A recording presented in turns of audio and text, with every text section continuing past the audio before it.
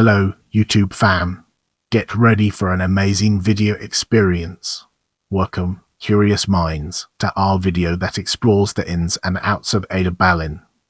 Sarah Ballin, for May 1863 – 14 May 1906, was an English author, journalist, editor, and lecturer.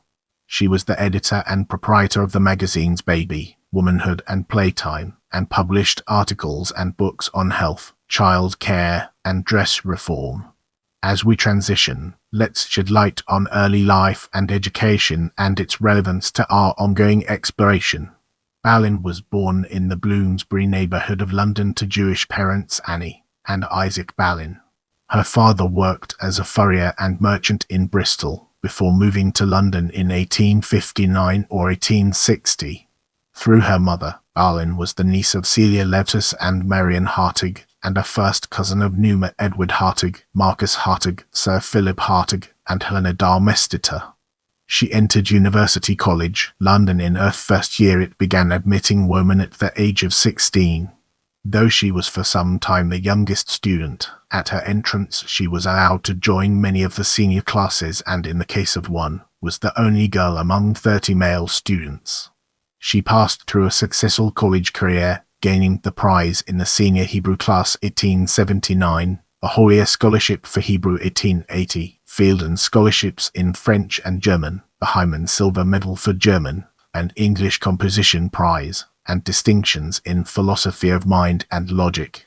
She was the first woman to receive the Hoyer Scholarship. During her time there she also studied public health. Among her instructors were Professors George Croom Robertson, William Henry Corfeed, and Celsius M. Campbell. Now, let's shift our attention to career. Ballin's first publication was a Hebrew grammar with exercises selected from the Bible 1881, written conjointly with her younger brother, Francis Louis Ballin. A review in the journal Hebraica praised the book as a model of beauty so far as execution and arrangement go, but voiced doubts that the ordinary student will be able to do satisfactory work with this grammar, since the principles are stated in a confusing and disconnected manner. In November 1883, she published an article on children's clothing in the journal Health. At the recommendation of William Henry Corfeed, Ballin was invited to deliver a lecture on the subject at the International Health Exhibition, which was presented before a crowded audience on 14 July 1884. The National Health Society afterward appointed Ballin to be one of their regular lecturers. She contributed a series of articles on healthy dress for the newspaper Queen, which afterward formed the bulk of the volume The Science of Dress in Theory and Practice, published by Sampson Low, Marston, Searle, and Rivington at the end of 1885. Ballin took over from Anna Kingsford as editor of the Health and Beauty section of the Ladies' Pictorial magazine in July 1887. That December, she brought out the first volume of the monthly illustrated journal Baby, the Mother's Magazine, which took a scientific approach to child rearing.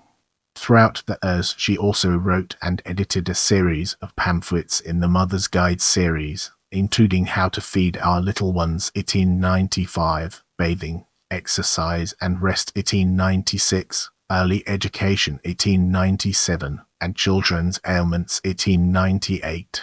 Her work was part of an expanding market for child care manuals which emphasized the potential dangers facing children, the ignorance of parents, and the need for parenting advice and instructions.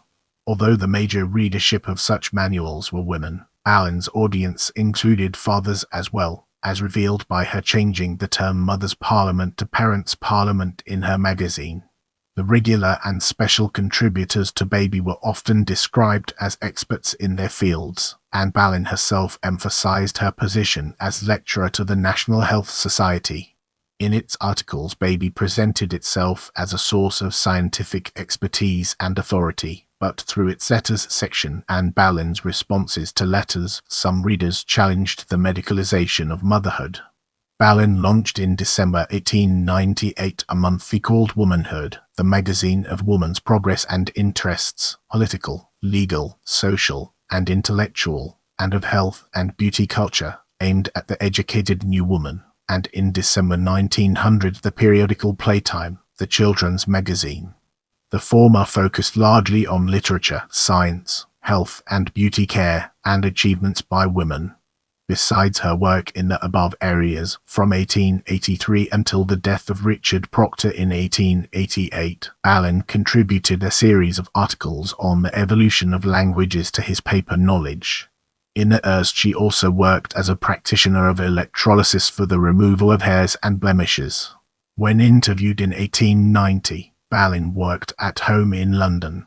Her workspace was an editorial den up in the roof, far away from all disturbance.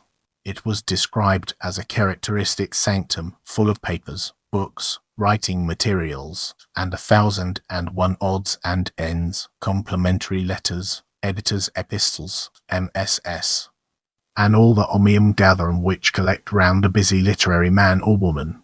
In 1905 she was described as having consulting rooms at 18 Somerset Street, Portman Square, London. As we venture forward, let's take a closer look at personal life and its impact on our understanding. Ballin married Alfred Thompson, a solicitor of London, on 21 September 1891, and bore a daughter named Annie Isabella the following year. She continued to use her maiden name for professional purposes.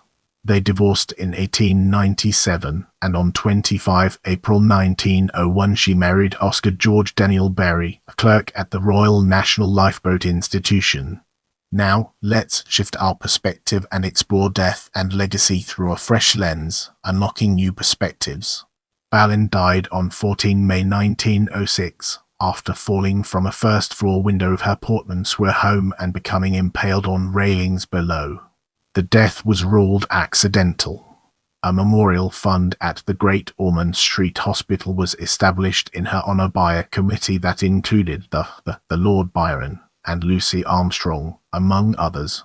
She bequeathed the management of her periodicals to her brother. Playtime and Womanhood both ceased publication after a year, but Baby continued to be published monthly until 1915.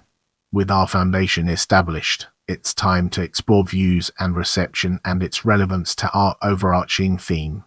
A number of Ballin's writings focused on themes of dress reform, and, while not formally associated with the Rational Dress Society, she championed many of the group's views. She railed against the use of poisonous dyes and tight lacing, though she did not denounce corsetry completely. Ballin favoured wool, not cotton or linen, and insisted that clothes for babies should cover every part of the body while leaving the arms free.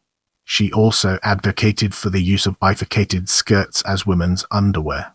Underwear was a particularly fraught topic in dress reform, with connotations of both class and morality. Women's underclothing was associated with their sexual accessibility and their virtual lack thereof. Not wearing physical corsets used to put women at risk of social stigma. In The Science of Dress in Theory and Practice 1885, Ada Ballin wrote that women, especially women in society, dread, and have reason to dread, ridicule, and they would endure tortures rather than appear unfashionable. Ballin sought to make clothing healthy while still being fashionable and argued that ignoring fashion would lead to the failure of the dress reform movement. She also acted as a consumer advocate, reporting that most of the so-called hygienic clothing which we see so largely advertised has no right whatever to the name it claims. She lobbied manufacturers to improve their products and provided information about them to her readers. Baby was denounced by some medical journals, such as The Lancet, whose journalists were apprehensive of the potential deprofessionalization of medicine.